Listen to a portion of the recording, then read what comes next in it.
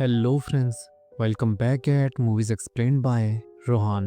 दोस्तों, आज मैं 2015 में रिलीज हुई एक अमेरिकन हॉरर मिस्ट्री फिल्म को एक्सप्लेन करूंगा जिसका नाम है द विजिट। बात की जाए इस फिल्म की रेटिंग्स की तो IMDb पर इसकी रेटिंग 6.3 आउट ऑफ 10 है और रोटन टमेटोज पर ये 68% फ्रेश है, जो काफी जबरदस्त है। और इस फिल्म के जबरदस्त होने का एक बड़ा रीजन इसके डायरेक्टर हैं, जो और कोई नहीं बल्कि the OG of horror genre M Night Shyamalan है।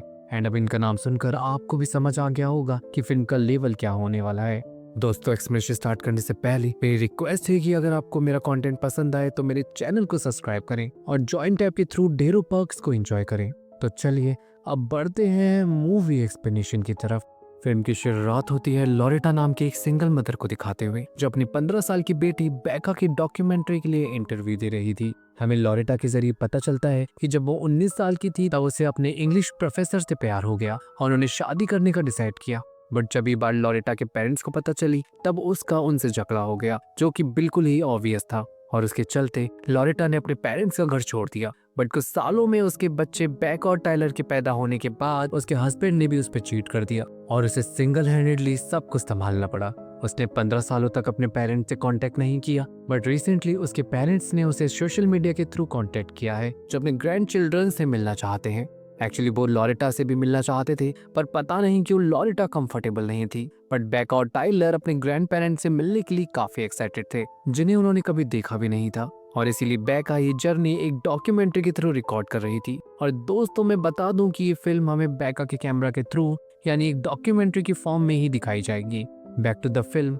अब जाने से पहले बेका अपनी मॉम से क्वेश्चन करती है कि जिस दिन उसने घर छोड़ा उस दिन क्या हुआ था। इस पर लॉरेटा खामोश हो जाती है और इमोशनल होकर जवाब देती है कि बेका चाहे तो ये क्वेश्चन अपने ग्रैंड पेरेंट्स से कर सकती है। अब इससे ये क्लियर हो गया था कि जिस दिन लॉरेटा ने अपना घर छोड़ा उस दिन जरूर कुछ इंटेंस हुआ होगा, तभी तो वो इतने सालों बाद भी अपने पेरेंट्स से मिलना नहीं चाहती। अब इन दिन नेक्स्ट सीन हम लॉरेटा को बाय बोलते ही बैक और टाइलर को अपनी जर्नी स्टार्ट करते देखते हैं। यहाँ हमें ये भी पता चलता है कि लॉरेटा रिसेंटली एक आदमी को डेट कर रही है और वो उस आदमी के साथ ज्यादा टाइम स्पेंड कर पाए, इसीलिए बैक और टाइलर अपने ग्रैंड पेरेंट्स से मिलने जा रहे हैं। एट लास्ट वो बस अपनी मॉम को खुश देखना चाहते थे।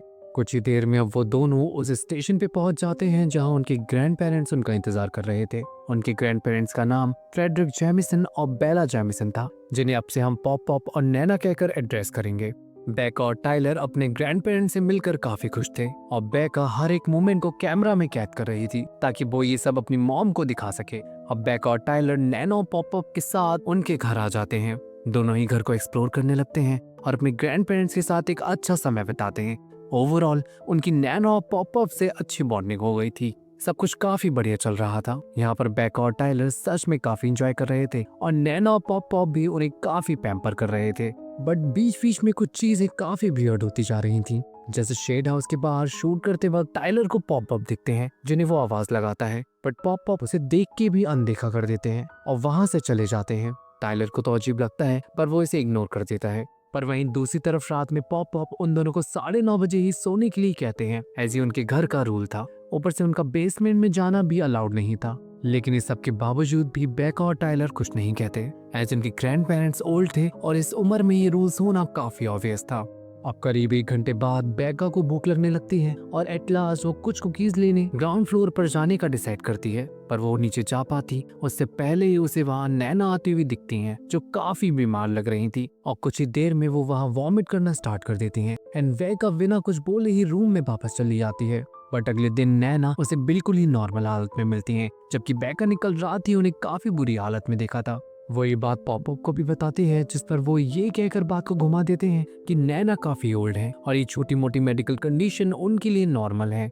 बेका भी अब और कुछ नहीं कहती और घर के नीचे बने एक स्पेस में टाइलर के साथ हाइड एंड सीक खेलने आ जाती है। यहाँ पर बेका टाइलर को ढूंढ ही रही थी कि तभी वो अपने पीछे एक प्रेजेंस को फील कर पाती है और पीछे देखने पर उसे और कोई नहीं बल्कि नैना नजर आती हैं, जो काफी वायलेंटली क्रॉल करती हुई इसी की तरफ पड़ रही थी। बेका काफी डर जाती है और रश के साथ उस स्पेस से बाहर आ जाती है एंड उसके पीछे पीछे नैना भी, जो बाहर आते ही नॉर्मल हो गई थी। बट अब इसको इग्नोर करना काफी मुश्किल था। जहां वो लोग एक तरफ अपने आप को ओल्ड बता रहे थे, वहीं दूसरी तरफ नैना का इस तरह ट्रॉल करना काफी सरप्राइजिंग था। इसी दिन जब उनके ग्रैंड पेरेंट्स बाहर गए हुए थे, तब सैम नाम के एक डॉक्टर उनसे मिलने आते हैं एक्चुअली पॉप पॉप और नैना पास ही के एक मेंटल हॉस्पिटल में एज अ वॉलंटियर पेशेंट्स की काउंसलिंग किया करते थे और ये डॉक्टर भी उन्हीं के कोलीग थे। वो उन दोनों से मिल तो नहीं पाते बट बेका को उन तक ये मैसेज पहुंचाने के लिए कहते हैं कि हॉस्पिटल में कुछ हुआ है और वो जल्दी डॉक्टर से कांटेक्ट करें और ये कहकर वहां से चले जाते हैं। इधर हम टाइलर को देखते हैं जो क्यूरियोसिटी के चलते शेड हाउस के बाहर पहुंच चुका था। उसे लग रहा था कि पॉप पॉप ने यहाँ कुछ सीक्रेट टिप छुपाया है। वो अब बिना देरी की शेड हाउस में घुस जाता है और उसे वहां जो मिलता है उसके बाद वो वहां 1 मिनट भी नहीं रुक पाता। एक्चुअली उसे वहां कई सारे यूज डायपर्स मिलते हैं और टाइलर जर्मोफोबिक था इसीलिए उसके लिए गंदगी बर्दाश्त करना नामुमकिन था। बट क्वेश्चन ये था कि वहां इतने सारे डायपर्स आए कैसे। टाइलर तो तुरंत इसके बारे में नैना से क्वेश्चन करता है जिस पर हमें पता चलता है कि पॉप पॉप को इनकॉन्टिनेंस नाम की एक बीमारी है। इसके चलते उन्हें डायपर्स यूज करने पड़ते हैं। उन्हें ये बात किसी से शेयर करने में शर्म आती है इसीलिए वो इन डायपर्स को शेड में छुपा देते हैं और फिर बाद में उनको जला देते हैं। अब इसी दिन बैक और टाइलर पॉप पॉप के साथ बाहर घूमने भी आते हैं कि तभी पॉप पॉप को लगने लगता है कि पास ही में खड़ा आदमी उनका पीछा कर रहा है जबकि ऐसा बिल्कुल नहीं था। पर पॉप पॉप फिर भी उसे मारना स्टार्ट कर देते हैं एंड कुछ ही देर में अपने आप ही शांत हो जाते हैं। टाइलर तो श्योर था कि उनकी ग्रैंड पेरेंट्स के साथ कुछ तो गड़बड़ थी बट बेका बार बार इस बात को अवॉइड कर रही थी। बट ये अजीब और गरीब इंसिडेंट रुकने का नाम ही नहीं ले रहे थे।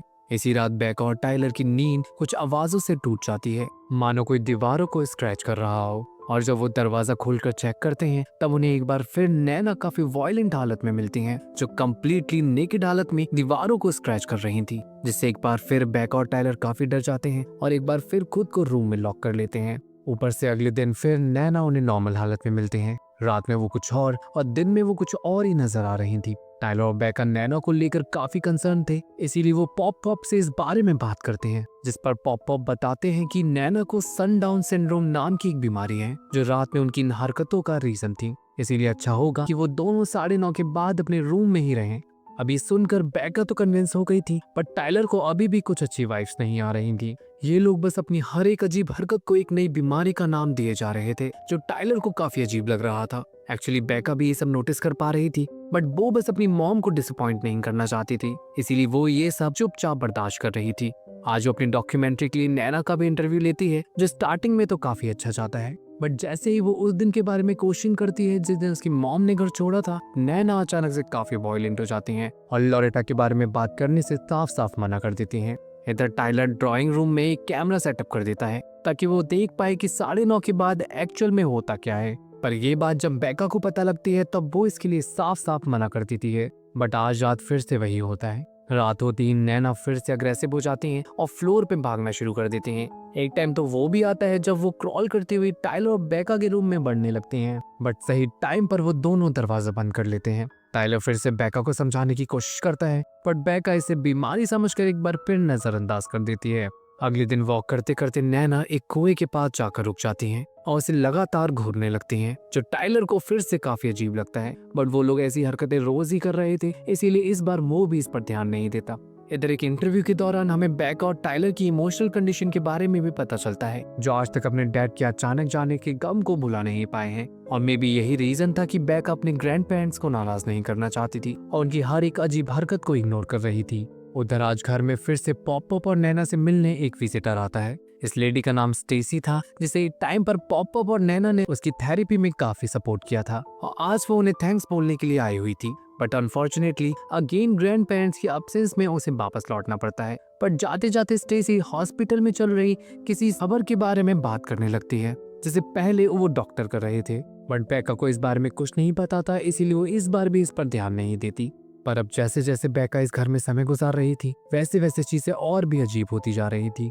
नैना कभी कभी किसी साइको पेशेंट की तरह हरकतें करने लगती थी जैसे बिना बात तेज तेज हंसना और इस एज में भी एक्सेसिव स्मोकिंग करना और कभी कभी तो पॉप अप और नैना खुद को हार्म करने की भी कोशिश किया करते थे।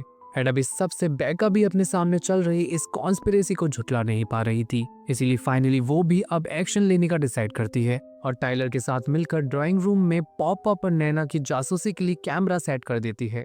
अब रात में 9:30 होते ही नैना एक बार फिर अग्रेसिव मोड में आ जाती हैं और वियर्ड हरकतें स्टार्ट कर देती हैं पर तभी अचानक से वो कैमरा के सामने आ जाती हैं और उस कैमरा को ले जाकर बेका और टाइलर के रूम के सामने रख देती हैं और एक नाइफ लेकर काफी अग्रेसिवली उनके दरवाजे पर नॉक करने लगती हैं बट फॉर्चुनेटली दरवाजा नहीं खुलता एंड जब ये सब अगले दिन टाइलर और बेका देखते हैं तब उन्हें समझ आ जाता है कि पिछली रात उनकी किस्मत कितनी अच्छी थी। अगर दरवाजा खुल जाता तो उनके साथ कुछ भी हो सकता था, चाहे फिर वो नैना की बीमारी की वजह से हो या फिर किसी और वजह से। आज बेका और टाइलर का इस घर में आखिरी दिन था, इसीलिए वो डिसाइड करते हैं कि वो ज्यादा से ज्यादा पॉप और नैना को अवॉइड करेंगे और अपने काम से काम रखेंगे। बट शायद उनका यह आइडिया काम नहीं आने वाला था।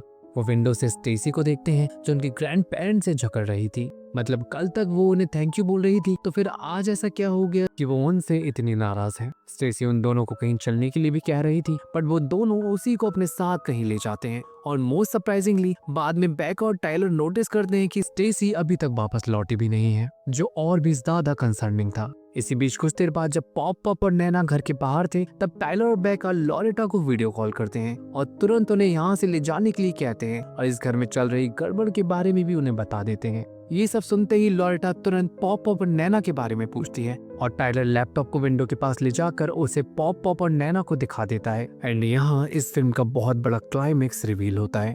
लॉरेटा बताती है कि ये ओल्ड कपल तो उसके पेरेंट्स है ही नहीं, यानी इतने दिनों से ये दोनों लोग बेका और टाइलर के साथ झूठ बोल कर रह रहे थे। ये सब जानते ही वो तीनों काफी डर चुके थे। बट लॉरेटा टाइलर एंड बेका को शांत रहने के लिए कहती है एंड जल्द से जल्द किसी पड़ोसी के घर में जाने के लिए कहती है और खुद भी जल्द से जल्द पहुंचने का प्रॉमिस करती है। पर वो दोनों ऐसा कुछ कर पाते उससे पहले ही पॉप एंड नैना वहां आ जाते हैं और उन्हें रात में बोर्ड गेम खेलने के लिए कहते हैं। एंड तब तक उन दोनों को नैना सफाई में लगा देती है। टाइलर और बेका रिकॉर्डिंग का बहाना बनाकर बाहर निकलने लगते हैं। तभी उन्हें घर के बाहर स्टेसी की लाश दिखती है, यानी इन दोनों साइकोपैथ ने उसे भी मार डाला। बट वो दोनों ये सब प्रोसेस करके वहां से निकल पाते कि अब तक पॉप वहां आ चुके थे और वो उन दोनों को बोर्ड गेम खेलने के लिए वापस ले आते हैं। कुछ देर तक तो वो सभी गेम कंटिन्यू करते हैं कि तभी बेका वहां से बहाना बनाकर निकल आती है और सीधा बेसमेंट में आ जाती है। एक्चुअली उसे लग रहा था कि इन साइकोपैथ ने उसके रियल ग्रैंड पेरेंट्स को यहीं छुपा कर रखा है। इधर अब तक 9:30 बज चुके थे और नैना एक बार फिर अग्रेसिवली बिहेव करने लगी थी, बट टाइलर हिम्मत करके सब कुछ संभाल रहा था। उधर बेका की तलाश भी शौक के साथ खत्म हो चुकी थी। उसे खून से लथपथ एक हथौड़ा और हॉस्पिटल की यूनिफॉर्म के साथ साथ एक कपल की लाश मिलती है, जो और कोई नहीं बल्कि उसी के ग्रैंड पेरेंट्स थे। और यहाँ इस फिल्म की मिस्ट्री रिवील हो जाती है। एक्चुअली बेका और टाइलर के ग्रैंड पेरेंट्स एक मेंटल हॉस्पिटल में वॉलंटियर कर रहे थे, जहाँ ये नकली ग्रैंड पेरेंट्स भी एज अ पेशेंट एडमिट थे, जिनकी खराब मेंटल कंडीशन अपने बच्चों को कुएं में गिराकर मारने से साबित हुई थी। एक्चुअली इन दोनों ने अपने ही बच्चों को मार डाला था, इसीलिए नकली नैना भी हमेशा उस कुएं को घूरती रहती थी। हॉस्पिटल में बेका और टाइलर के आने की बात रियल पॉप और नैना ने सभी को बता दी थी और ये बात इन साइकोपैथ को भी पता लग गई थी, इसीलिए दोनों हॉस्पिटल से भाग गए और बेका एंड टाइलर के ग्रैंड पेरेंट्स को मारकर खुद उनकी जिंदगी जीने लगे। और डॉक्टर एंड स्टेसी भी इसी के बारे में बात कर रहे थे और बेचारी स्टेसी को तो बिना बात के ही मरना भी पड़ा। बट अनफॉर्चुनेटली अभी दोनों साइकोपैथ बेका और टाइलर का भी वही हाल करने वाले थे जिन्होंने अपने बच्चों का किया था। इधर बेका ये सब देखकर अब तक फ्रीज हो चुकी थी, पर खतरा उस तक पहुंच चुका था। अचानक वहां पॉप आ चुके थे, जो उसे पकड़ कर ले आते हैं और एक रूम में बंद कर देते हैं और खुद जाते हैं टाइलर को ठिकाने लगाने। इधर इस रूम में अंधेरे के बीच से नैना बेका पर हमला कर देती हैं। बेका पहले तो काफी डर जाती है, बट एट लास्ट वो उनका सामना करती है एंड कांच के एक टुकड़े को उनके सीने में घुसाकर उनकी जान ले लेती है। उधर नकली पॉप टाइलर को काफी टॉर्चर करते हैं। एस टाइलर जर्मोफोबिक था, इसीलिए वो उसके मुंह पर अपने गंदे डाइवर्स को लगा देते हैं, जो टाइलर के लिए काफी ट्रॉमेटाइजिंग था। बट वो इसके आगे कुछ कर पाते उससे पहले ही बेका वहां आकर उन पर हमला कर देती है। एंड अब तक टाइलर भी काफी अग्रेसिव हो चुका था, जो कवर्ड का गेट उनके सर पर मार मार कर उनकी जान ले लेता है। दोनों ने ही आज काफी हिम्मत दिखाई थी, बट अब वो एक पल भी इस घर में नहीं रुकते और बाहर की तरफ भागते हैं, जहाँ उन्हें पुलिस की कार आते हुए दिखती है। अपनी मॉम को देखते ही वो दोनों उन्हें गले लगा लेते हैं, which can be considered as the safest place for them. At the ending scenes, हम लॉरेटा को डॉक्यूमेंट्री के लिए फाइनल इंटरव्यू देते देखते हैं, जिसमें वो उस दिन का इंसिडेंट बताती है जिस दिन उसने घर छोड़ा था। एक्चुअली जिस दिन वो घर छोड़ रही थी उस दिन उसकी मॉम ने उसे रोकने की कोशिश की थी, जिसमें गलती से लॉरेटा ने उन पर ही हाथ उठा दिया था। एंड ये देखकर गुस्से में आकर उसके डैड ने भी उसको थप्पड़ मार दिया और एक ही पल में लॉरेटा को अपनी गलती समझ आ गई और वो गिल्ट के चलते वहां से निकल गई। कई सालों बाद तक उसके पेरेंट्स ने उससे कांटेक्ट करने की कोशिश की, बट उस दिन जो हुआ उसकी गिल्ट ने लॉरेटा को कभी भी अपने पेरेंट्स के सामने खड़ा नहीं होने दिया। उसका उनसे ना मिलने का रीजन उसकी नफरत नहीं बल्कि उसकी गिल्ट थी। बट आज जब वो इस दुनिया से जा चुके हैं तब लॉरेटा को उनकी इम्पोर्टेंस का पता चल रहा है। इसीलिए कहते हैं ना, जो इंसान या चीज हमारे पास हो उसकी वक्त रहते कद्र कर लेनी चाहिए, वरना एक बार वक्त निकल गया तो ना तो वो इंसानियत चीज लौटती है और ना ही मौका। तो दोस्तों ये थी द विजिट फिल्म की कहानी। तो दोस्तों अगर आपको मेरा कंटेंट पसंद आया हो तो प्लीज मेरे चैनल को सब्सक्राइब करके मुझे सपोर्ट करें और जॉइन टैब के थ्रू ढेरों पर्क्स को एंजॉय करें। तो चलिए आज के लिए बस इतना ही, अब मिलते हैं अगले वीडियो में।